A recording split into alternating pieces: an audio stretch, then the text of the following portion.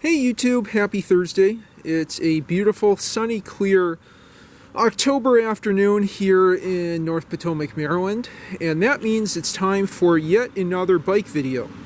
I have a lot of bikes, as you've probably seen. I think throughout 2023, the N+1 rule applied to me, but I've gone to a point where I really don't need any more bikes, and I am savoring those that I have. I think one of my favorites is this 1986 Trek Elance 300 that I got at some point in spring 2023. And like almost all my bikes, I've ridden now 1,000 miles before I move to another bike. That's just a habit that I'm trying to get myself into. Get 1,000 miles on a bike and then share the wealth, spread the love, share the drivetrain wear by moving on to the next bike and then rotating through the different bikes I have. I never thought I'd ride so many bikes so far, but somehow that's happened. This is one of my favorites, although it's supposedly a little too big for me. I'm 5'10", and this is a 22 or 23 inch frame. I think it's 56 or 58 centimeters, probably 58 centimeters. But I have a small torso and long legs, so it fits really well. This is a steel bike. It's a steel chromoly frame. And I just remember when I first rode it, how incredible the power transfer felt, even compared with the 84 Schwinn Latour that I've talked about in prior videos. Although it is a Trek, if you needed some proof, there's your proof. Hopefully easy to see that decal with the sun just to my left. I tried putting the bike in different directions, and I think the light's best at this angle. As you can see, it's a Trek. It's an Elance, you can see in what's left of the decal there. And it's the entry-level Elance 300. More proof that's a Trek, or maybe not. It's kind of smushed on the head badge. Kind of a cool head badge there. Anyway, although all those decals would suggest this is a Trek frame, it turns out that this was built by Bridgestone for Trek. I believe it's comparable to one of the higher-end mid-80s Bridgestone road bikes, maybe the 500, 600, or 700, probably the 700, I think. And it rides really amazingly. Wow, lost my train of thought. So it is thought to be a Bridgestone, or at least believed to be a Bridgestone for several reasons.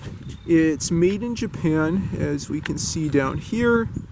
Let me get to the other side of the bike here and see if I can get that decal a little more nicely.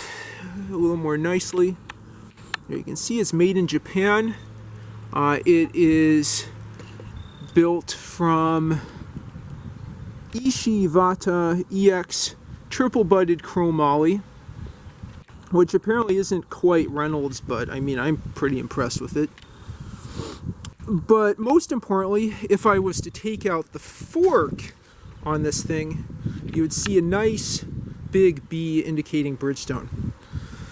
So anyway, it's a Bridge Trek, a Trekstone, I don't know what you want to call it. And I was really impressed with the ride of this thing from day one. I started riding it, I think, in March 2023. And mainly rode it on the Capitol Crescent Trail, 14th Street Northwest, Sligo Creek Parkway, Forest Glen Road, making a big loop through Northwest DC and Silver Spring. It was just incredible how great the ride quality was. Certainly, I think the saddle helped. I know people like firmer saddles, but I think for this area, with the potholes and the broken up chip seal roads, a semi-firm saddle, this one's memory foam, is really ideal for those bumps and cracks that you go over. I was really impressed with the comfort, the power transfer, the fit. I rode this out to Reston once and back, and that was just smooth as butter.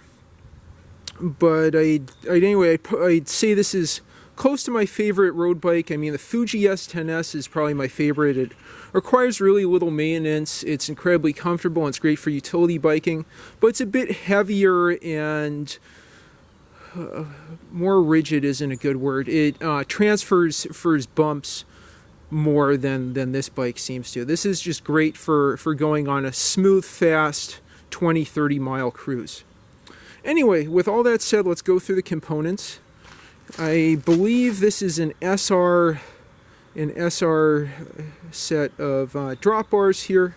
Let me double check. It's an SR stem. I actually don't know whether has SR bars, but the prior owner rewrapped them along with repacking all the bearings and putting new brake hoods. That's super comfortable. The brake hoods are in a nice position there. Let's see. There's the stem up here. It has side pole Diacomp brakes. I put a pair of Blackwall Panaracer Pasella 27 by 1 1/4. These are, my go-to tire in 27 by 1 1/4. The brakes have really good modulation and stopping power. Let's look at the hubs. I believe it's a Sansin Sunshine, I think, sealed, semi-sealed hub. It's not quite truly sealed. I think it just, has a rubber seal, but standard cup and cone. Let's see if I can zoom on that. Yeah, I think you can just barely see that. Let me rotate this a little bit better. Yeah, there we go. It's still hard to see. Yeah, there's some excess corrosion there, making it a little hard to see. But anyway, it's a Sunshine hub there. It has fork eyelets. I haven't managed to put fenders on this, but certainly you could do that or put on a rack. I think one of my favorite parts of the bike are these ratcheting Shimano shifters. I'm trying to remember what it's like a L022 or something like that. These are ratcheting front and rear derailleur down tube shifters. Those feel really good. That micro adjust there. Oh, here we go. L422. Just in case you're about to scour eBay or you want to buy a bike just for the ratcheting shifters. Let's see what else we have here. Sakai SA. I think going with a lot of the SR components here. I believe that's it's a 52. It's probably, your standard 52/40 double. 2X in the front, 6 gears in the back. Some platform pedals that I guess should technically have clips, but I don't have those installed. This is, I think, a Shimano.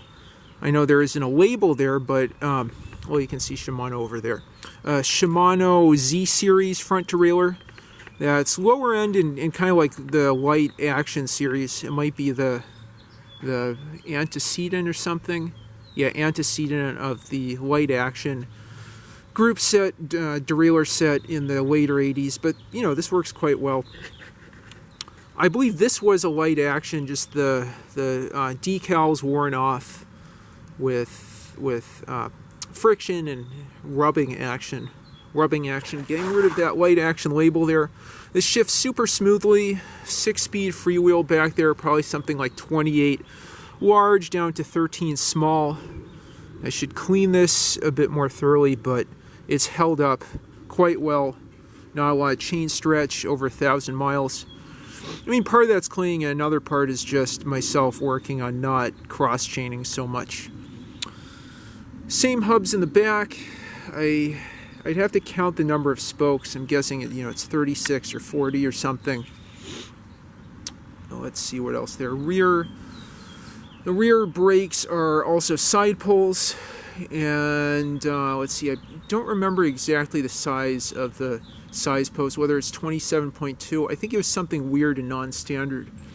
I put in some nice big rear lights there, and I should put a more substantial front light up here and a better bell. I've been switching to crane bells instead of these nog bells, and a GPS mount, of course.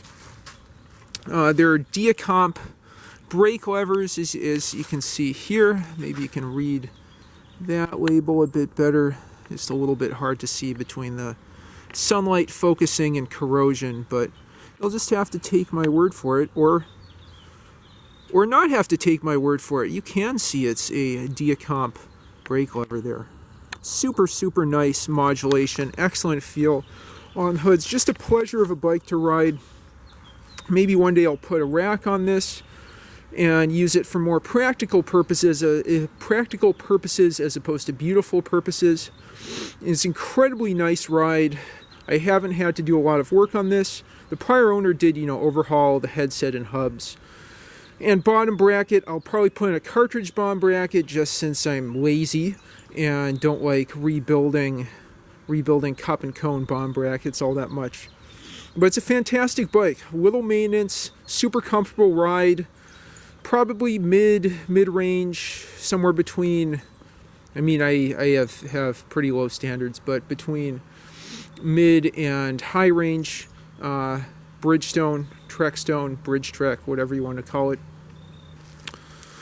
Anyway, hopefully many thousands of miles more. Very reliable Japanese bike like the Fuji. If you've ridden a Trek Elance 300 or some of the higher level Elance road bikes from the 80s, please leave your experiences in the comments down below. And thanks for watching. Please like and subscribe as always. Have a good one.